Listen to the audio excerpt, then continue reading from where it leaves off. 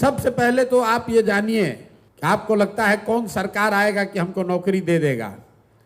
तो सरकारी जो व्यवस्था है बिहार में, चपरासी से लेकर मुख्य सचिव तक, संविदा कर्मी इंक्लूडेड, सबकी संख्या जोड़िएगा तो बिहार में कुल जनसंख्या का 1.97-2% से कम लोग ही सरकारी नौकरी करते हैं। तो नौकरी रोजगार मिलेगा कैसे? रोजगार का सबसे बड़ा तरीका है पूंजी। बिहार में पूंजी नहीं है। क्यों नहीं है? क्योंकि यहां प्रति व्यक्ति आय है 35,000 रुपया सालाना। अगर 35,000 सालाना का मतलब हुआ कि ज्यादातर आदमी दिन में 100 रुपया भी नहीं कमाता है। तो इस महंगाई के जमाना में अगर आप 100 रुपया भी नहीं कमाइएगा तो खाइएगा क्या, खिलाइएगा क्या, और पैसा पूंजी कहां से लाइएगा? तो लोगों के पास अपना पैसा है नहीं। और दूसरा, रिजर्व बैंक एक आंकड़ा जारी करता है जिसको कहते हैं CD ratio, credit deposit ratio. Bank में आपने कितना पैसा रखा और बैंक ने उसके बदले आपको कितना पैसा लोन दिया, कर्ज दिया, व्यक्तिगत तौर पर नहीं, राज्य के स्तर पर। सरकार की जो व्यवस्था है देश में, उसमें बैंकों की ये जिम्मेवारी है कि अगर 100 रुपया लोग बैंक में रखें तो कम से कम 70 रुपया लोन लोगों को मिलना चाहिए, ताकि आप घर बना सकें, मोटरसाइकिल चला सकें, दुकान खोल सकें, कोई रोजी रोजगार बिजनेस व्यापार कर सकें। बिहार में ये रेशियो है 40%। मतलब 100 रुपया बिहार के बैंकों में जो जमा होता है, बिहार के बैंक में सिर्फ 40 रुपया बैंक वाले आपको लोन देते हैं। 60 रुपया कहां जाता है? वो बैंक इस पैसे को उन राज्यों में भेज रहे हैं जहां पर लोग बिजनेस व्यापार कर रहे हैं। गुजरात में, तमिलनाडु में, तेलंगाना में, आंध्र प्रदेश में। वहां सीडी रेशियो कितना है? 90, 95, 100।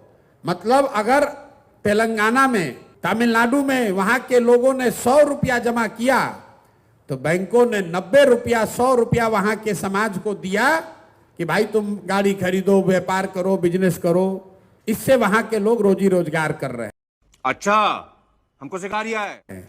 अब मैं इसको आप एक आंकड़ा समझाऊंगा तो आपके दिमाग खुलेगा, दिमाग की आपकी बत्ती जलेगी कि इसका कितना बड़ा असर है। पिछले फाइनेंशियल ईयर में, वित्तीय वर्ष में, इसी गरीब बिहार में आपने, हमने, सब ने मिलकर बिहार के बैंकों में पैसा जमा किया 4,21,000 करोड़ रुपया।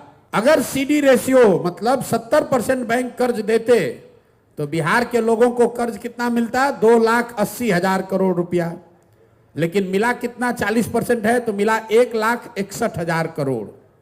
बाकी पैसा कहां गया? बाकी पैसा चला गया यहां से दूसरे राज्य में।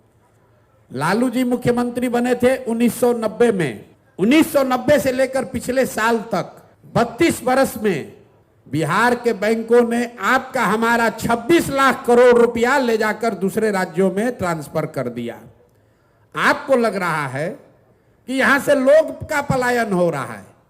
बिहार का जो पलायन का समस्या है, ये सिर्फ श्रम का, लोगों का पलायन नहीं है। लोगों का पलायन है, बुद्धि का पलायन है और पूंजी का पलायन है। जो नौजवान है जिसके पास पैसा, साधन, पढ़ाई नहीं है, वो मजदूरी करने के लिए बाहर जा रहा है।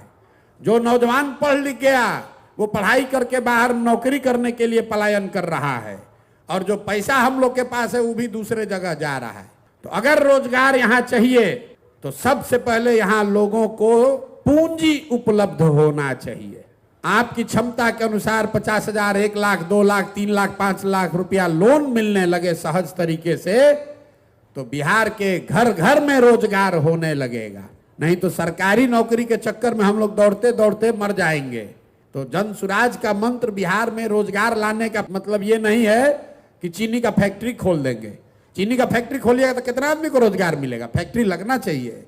लेकिन यहां से बेरोजगारी पलायन अगर दूर करना है तो एक ही चीज चाहिए, 15 साल से कम उम्र के बच्चों को पढ़ाइए, 15 से 45 साल के युवाओं को पूंजी दीजिए और 45 साल से जो ऊपर है उसको पेंशन दीजिए ताकि उसको भीख न मांगना पड़े। तो सबसे पहले जरूरी है कि 15 साल से पहले के बच्चों को अच्छी से अच्छी शिक्षा दी जाए ताकि वो 15 बरस के बाद सरकार की व्यवस्था पर बोझ ना बने। और जो बच्चा 15 साल से ऊपर हो गया, जो पढ़ाई का समय निकल गया, अभी दिल्ली में जाकर कारपेंटर है, बॉम्बे में जाकर इलेक्ट्रीशियन है, कहीं जाकर बाल काट रहा है, उसको ये चीज आता है, उसको सिर्फ पैसा पूंजी नहीं है कि वही चीज आकर वो बिहार में कर सके। तो बिहार के बच्चों को वो धंधा सिखाना चाहते हैं। अभी क्या है, बिहार के बच्चों को राजनीति सिखाया जा रहा है और धंधा गुजरात के लोगों से कराया जा रहा है। हम चाहते हैं कि बिहार के बच्चे धंधा करना सीखें, अपने बल पर अपने पैर पर खड़ा हों, और उसके लिए सिर्फ और सिर्फ पूंजी की जरूरत है। तो जन सुराज की सोच एक लाइन में यह है कि 15 साल से कम उम्र के बच्चों के लिए विश्व स्तरीय शिक्षा की व्यवस्था हो, 15 से 45 साल के बीच के लोगों के लिए पूंजी की व्यवस्था हो, और 45 साल से ज्यादा उम्र के बुजुर्गों के लिए कम से कम 2000 रुपया महीना के पेंशन की व्यवस्था हो।